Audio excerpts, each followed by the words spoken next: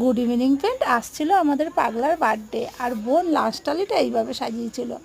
সাদা ভাত, বেগুন ভাজা, ঢেঁড়স ভাজা, আলু ভাজা, পটল ভাজা, কাঁকরোল ভাজা, কাতলা মাছের কালিয়া, চিকেন কষা, পাঁপড় ভাজা, পায়েস, দই আর সন্দেশ। শুধু যে পাগলার বার্থডে বলে পাগলাকে সাজিয়ে গুছিয়ে দিয়েছে তা না, ডোডো, জোজো আর পাগলা তিনজনের জন্য সমানভাবে সাজানো হয়েছিল।